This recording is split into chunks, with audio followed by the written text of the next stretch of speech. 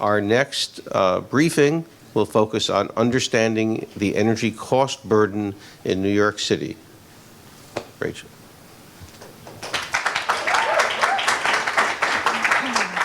Hello, my name is Rachel Patterson, and I will be presenting to you today on behalf of my team about understanding energy cost burden in New York City, which we prepared for the Mayor's Office of Recovery and Resiliency. So just to give you a quick overview of what I'll be talking about today, I'll be explaining what energy cost burden is, what it looks like on a national scale, what we found it looks like locally, as well as our results and some policy implications. So energy cost burden is the amount of money that a household spends on energy services as a proportion of their total income. Energy cost burden reflects the amount of money that a family spends on things like electricity, heating, cooking fuels, and gas, and this comes from household energy bills. Energy cost burden in this case does not reflect transportation costs. Energy is an essential service, and while it may seem trivial to some, energy cost burden can be very significant for households that are under stress to keep lights on or keep their homes heated. And households with high energy cost burden may be forced to choose between the essential service of energy and other essential services such as purchasing a Metro card or paying for childcare, rent, or food. So what do we already know about energy cost burden? On a national scale, it's relatively well studied, and one of the reports that we focus most on is the report that was published in 2016 by the American Council for an Energy Efficient Economy. This report analyzed energy cost burden in 50 cities across the United States and found that the most impacted populations are low-income residents, Black and Latino households, and renters. And this report discusses that energy cost burden is often determined to be unaffordable when it reaches a 6% threshold of overall annual income. And while this report was robust and provided a lot of background information for us, understanding energy cost burden in New York City requires a more granular and specific analysis, which we worked on in this report. So the Mayor's Office of Resiliency and Recovery is interested in understanding the landscape of energy cost burden for two major reasons. One, because there are likely already many New Yorkers who are impacted by high energy costs. Using the New York City government poverty measure, we can see that 44% of New Yorkers are currently living in or near poverty, which means that they make less than $48,000 per year. And so that accounts to about 3.7 million New Yorkers who are probably already struggling just to pay to keep their lights on and heat their homes throughout the year. The second reason that the Mayor's Office is interested in understanding the landscape of energy cost burden is because there is a potential that energy costs may increase in the short term and impact already burdened households. New York City has very ambitious climate goals, such as the reaching 80% reduction in greenhouse gas emissions by the year 2050. And in New York City specifically, 70% of greenhouse gas emissions come from buildings, which means that targeting residential buildings is going to be a significant way to reduce this greenhouse gas emissions. And as we shift to cleaner energy resources, customers may require an increase in their energy cost services, so the Mayor's Office really wants to understand how will these already burdened households be further impacted, if they will be. So our research objectives can be categorized in two major ways. The first, we wanted to understand what are the spatial and demographic variations of energy cost burden in New York City, which essentially means who is most impacted and where are they. Secondly, we wanted to understand not only what can be done about high energy cost burden, but how can we find policies that also address greenhouse gas reduction. So we want to find that sweet spot of policies that lower energy costs burden for residents, for the most vulnerable residents, and also decrease greenhouse gas emissions.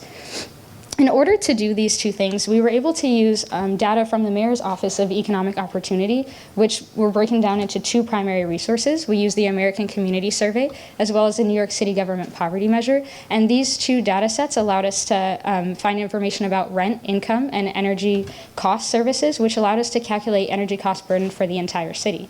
And our findings are from a subset of data on New York City residents, which excludes NYCHA, which is government housing. Our data did take into account master metered buildings, which means buildings that have one shared energy service. And the result in master metered buildings is that residents usually do not have direct control over their shared energy costs. So to get into our findings, we were able to calculate that overall, across the 5 boroughs, the median energy cost burden for New York City is 3.5% of annual household expenses. So what this means is that 50% of New Yorkers have energy costs that are below 3.5%, but the other half of New Yorkers have energy costs that are above 3.5%. And in our research, we focus specifically on households in or near poverty, again, those who make $48,000 a year or less, and we found that for this group of people, their energy cost burden is 8%. Which can be greatly significant. Just to paint a picture of what 8% energy cost burden means, we looked at the most vulnerable households, which is those who make $1,000 to $22,000 a year. And let's just say you make $12,000 a year, which means you make about $1,000 a month. An 8% energy cost burden means you're spending $960 a year or $80 a month on energy services, which is very significant for someone only making $1,000. So we can see that for this vulnerable population, energy cost burdens can be very significant. So, and we also were able to find that similar racial and demographic groups were impacted by high energy cost burden in New York City, such as I mentioned, low-income demographics, as well as Black and Latino households. We were not able to find, unfortunately, a statistically significant relationship between building type and energy cost burden or renting versus owning, but this is likely due to gaps in our data set. So to show you an example of what it looks like, this is a graph that shows all income groups across New York City and their energy cost burden. So as you can see, high energy cost burden is experienced in parts of the Bronx, the southern tip of Staten Island, as well as eastern and central Brooklyn. However, we found it important to also zoom in on this critical subset of households in and near poverty. So you can see from this second map, this only shows households in or near poverty, and you can see that while in the first map, zooming in on Queens, for example, in the first map, it doesn't appear that there is a high energy cost burden in Queens. However, when we look at this additional subset, you can see that there are actually a lot of households in Queens experiencing energy cost burden between 9 and 12%. So something we also wanted to understand as we were embarking on our research is what level of assistance would be required to reduce energy costs to this 6% amount so that households are not overburdened. And we found that, again, for those in poverty, the most critical subset of 1 to 22,000, that subsidies of $35 to $77 applied on a median energy bill of $115 a month would be able to reduce those costs down to 6% of energy cost burden, and these subsidy amounts were suggested by New York State policy on energy affordability. So we can see that for applying subsidies for those in poverty can significantly reduce energy cost burden. We also, as I mentioned earlier, were concerned about the potential for rising energy costs and found that for this critical subset of those in poverty, their median energy costs can already be between 9 and 17.5%. And if there were a $5 increase in their energy cost services, their energy cost burden would increase to 9.5 to 18%. And in an extreme case where there was over time an additional $50 a month applied to their energy bills, their energy cost burden could be between 12 and 25%. So we were looking at solutions, not just subsidies, because those would need to increase over time as energy costs rise. We were looking to find solutions that were widely applicable and could be utilized long term, which we found to be energy efficiency initiatives. So one of the things that was really helpful in us to be able to understand how to change energy cost burden at the household scale is understanding what an average energy bill looked like. And we found that an average energy bill is really split into two parts, with roughly 2/3 of it being attributed to electricity costs and the other 1/3 attributed to heating and gas costs. And this is important to understand because most New York City residents, regardless of building type, pay directly for their electricity costs, whereas most residents do not pay directly for their heating or gas costs. And this means that we can target interventions either at the household unit scale or at the building scale with tenants and landlords. So some of the initiatives that we find will be most helpful in terms of directly targeting energy efficiency for tenants in electricity is retrofits, demand response, and overwhelmingly education, which just means letting people know about time of use and how that relates to rate, seasons where energy expenses are most expensive. And on the tenant landlord scale, we found that retrofits can be quite significant, as well as weatherization, which can improve ventilation or things like preventing leaks in windows. And while we did find that energy efficiency opportunities can be greatly significant, it's also important to note that for those in the most severe bracket of poverty, achieving retrofits or energy efficiency at a large scale can be relatively unattainable due to cost, and so these programs would need to be combined with community services that would allow them to be accessible to low-income residents. So in conclusion, our semester of research on one slide, we found that essentially, in New York City, households in or near poverty are highly vulnerable to high energy cost burdens, and energy cost burden can be addressed, but a multitude of approaches will be necessary. No singular approach is going to overwhelmingly solve this problem of high energy cost burden, and in particular, targeted strategies at particular demographics, as well as regionally, as you saw from our map, are going to be necessary in order to decrease energy cost burden long term.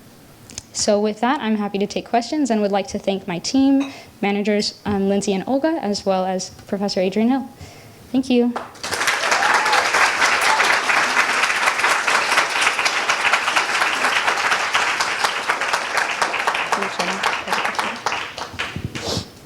Thanks, Rachel.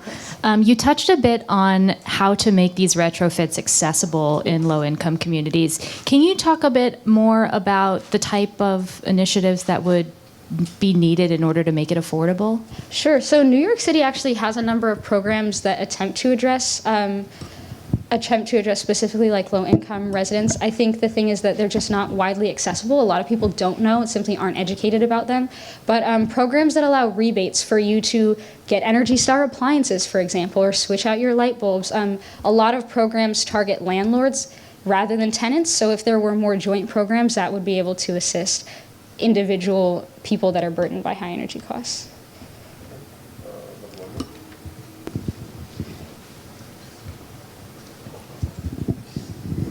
Hi, Rachel. Thank you so much for your presentation. So I just wanted to go back to when you were looking at the map of Queens and the energy cost burden that it had. Yes. I remember that you mentioned that it didn't necessarily correlate to the near poverty percentage. So I'm just wondering what your thoughts were on why that's the case. So, I mean, it does. So the median for this group in or near poverty is 8%, but we see that those in Queens experience this darkest blue, which is 9 to 12%. So they're on the higher end of that. So they do fit in quite nicely with the 8% median, but they're just overshadowed when you look at the median of the entire city. It's unclear. Looking at the median for all of New York City, it's unclear that this portion of Queens experiences significant burden. I don't know if that addresses your question directly, or? Wonderful. Do I have one more question? Okay. Thanks, Rachel. That was a very enlightening presentation. I just wonder, were you able to work with utilities at all, and any ideas to maybe waive service fees or things like this that take up a large percentage of? Yes. We actually did a few interviews with utility services, not just in New York, but we did a few interviews in other states. And actually one of the driving interests in our analysis of subsidies was that Con Edison in New York City actually offers a $10 subsidy for low-income New Yorkers, and we ran the stats on it and realized that that was not statistically significant in terms of reducing energy cost burden at all. So that's why these subsidy numbers were a little bit random, but also very high. And so we noticed that in other states there are programs that combine utility services with retrofit programs, for example, and are required actually to educate users and tenants about how best to reduce their energy cost burden. So applying those to New York City is definitely one of our recommendations. Okay, thank you.